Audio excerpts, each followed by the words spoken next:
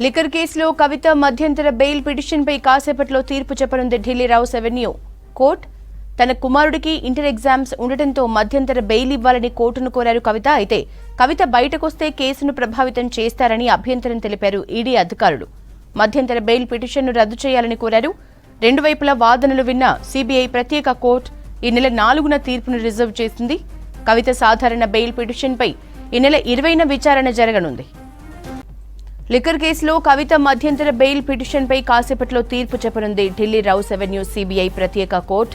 తన కుమారుడికి inter exams ఉండటంతో మధ్యంతర బెయిల్ ఇవ్వాలని కోర్టును కోరారు కవిత. అయితే కవిత బయటకొస్తే కేసును ప్రభావితం చేస్తారని అభ్యంతరం తెలిపారు ఈడీ అధికారులు. మధ్యంతర బెయిల్ పిటిషన్ను రద్దు చేయాలని కోరారు. రెండు వైపుల వాదనలు విన్న సీబీఐ ప్రత్యేక కోర్టు ఈ నెల 4న తీర్పును రిజర్వ్ చేసింది. కవిత సాధారణ బెయిల్ పిటిషన్పై ఈ నెల 20న విచారణ జరగనుంది. కవిత బెయిల్ పిటిషన్ కి సంబంధించిన డీటెయిల్స్ మదార్ అందిస్తారు. మదార్,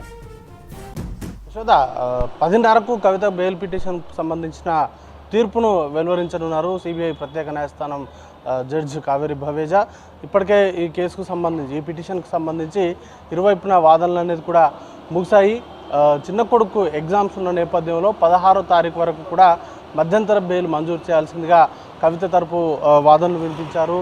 పిఎంఎల్ఏ సెక్షన్ 45 ప్రకారము, అలాగే మహిళ, దాంతోపాటు ప్రజాప్రతినిధిగా ఉన్నారు. మైనర్ చిన్నపిల్లాడు ఉన్నాడు కాబట్టి ఎగ్జామ్స్ ఉన్నాయి. ఎగ్జామ్స్ సందర్భంలో తల్లి పాత్ర అనేది చాలా కీలకంగా ఉంటుంది. ఇప్పటికే తల్లి అరెస్ట్ అయినటువంటి బాధలో చిన్న కొడుకున్నాడు కాబట్టి ఎగ్జామ్స్కి తన అవసరం చాలా ఉంది. ఎంతైనా తండ్రి ఉన్నా కూడా తండ్రి ఇప్పటికే ఈ కేసుకు సంబంధించిన న్యాయ పోరాటాల్లో తను ఢిల్లీలోనే ఉంటున్నారు, తను ఒంటరిగా హైదరాబాద్లో ఉన్నారంటూ కూడా వాదనలు వినిపించారు. అయితే ఈ వాదనలు ఈడీ తరఫున వాదనలు వినిపించినటువంటి జోయబ్ హుస్సేన్ ఆ రోజు ఈడీ తరఫున హాజరయ్యారు. ఈ వాదనలకు సంబంధించి ఆయన అభ్యంతరం వ్యక్తం చేశారు. అవినీతి కార్యకలాపాల్లో ఉన్నటువంటి మహిళకు బెయిల్ ఇవ్వాల్సిన అవసరం లేదు. ఒకవేళ బెయిల్ ఇస్తే ఖచ్చితంగా ఈ కేసుకు సంబంధించిన విచారణకు సంబంధించిన పురోగతి పైన తీవ్ర ప్రభావం అనేది కూడా పడేటువంటి అవకాశం ఉందంటూ కూడా ఆయన వాదనలు వినిపించారు. ఇప్పటికే ఈ కేసుకు సంబంధించి డిజిటల్ ఆధారాలను అన్నిటి కూడా ధ్వంసం చేశారు. అలాగే అప్లోడ్స్గా మారినటువంటి కొంతమందిని బెదిరించారు. వాటికి సంబంధించినటువంటి ఆధారాలు తమ వద్ద ఉన్నాయి. ఈ కేసులో అత్యంత కీలకమైనటువంటి వ్యక్తి కవితనే. కవితకు సంబంధించే సౌత్ లాబింగ్కి సంబంధించి ఆమె ఆమ్ ఆద్మీ పార్టీతోటి మంత్రాలు జరపడం కావచ్చు, లేకపోతే కిక్ బ్యాక్స్ని తరలించడంలో ఆమె పాత్ర కీలకంగా ఉంది. అందుకు సంబంధించినటువంటి ఆధారాలు అన్నీ కూడా తమ వద్ద ఉన్నాయంటూ కూడా వాదనలు వినిపించారు. అలాగే ఈ కేసుకు సంబంధించి ముఖ్యంగా డిజిటల్ డివైజ్లకు సంబంధించి 10 రికవరీ చేశారు కవిత దగ్గర నుంచి. దాంట్లో ఒక 4 ఫోన్లని ఎప్పుడైతే మొదటిసారి కవితకి ఈడీ నోటీసులు ఇచ్చిందో ఆ ఈడీ నోటీసులు ఇచ్చిన తర్వాతనే వాటిని ఫార్మాట్ చేశారు. అందుకు సంబంధించినటువంటి ఫోరెన్సిక్ ల్యాబ్ రిపోర్ట్స్కి సంబంధించినటువంటి ఆధారాలు కూడా తమ వద్ద ఉన్నాయి. ఖచ్చితంగా బెయిల్ మంజూరు చేయకూడదు. అదే మహిళ అనేంత మాత్రాన ఇలాంటి కేసులకు సంబంధించి ఇలాంటి కేసుల్లో నిందితులుగా ఉన్నటువంటి వ్యక్తులకు బెయిల్ ఇవ్వాల్సినటువంటి అవసరం లేదంటూ కూడా ఈడీ తరపున వాదనలు అనేది కూడా వినిపించారు. అలాగే చిన్న కొడుకు కూడా ఆయన ఏమీ ఒంటరిగా లేడు, 22 ఏళ్ల సోదరుడు తోడుగా ఉన్నారు. అలాగే ఇతర కుటుంబ సభ్యులు కూడా ఆయన్ని చదివిస్తారు. దానికి సంబంధించినటువంటి ఎవరు దానికి సంబంధించినటువంటి ఆందోళన చెందాల్సినటువంటి అవసరం లేదు. అలాగే ఎగ్జామ్స్కు సంబంధించినటువంటి యాంగ్జైటీ ఉన్నట్టుగా ఎలాంటి ఆధారాలు అనేది కూడా ఇటు కవిత తరఫున న్యాయవాదులు సమర్పించలేదు అంటూ కూడా వాదనలు వినిపించారు. ఇరు వాదాలను విన్న తర్వాత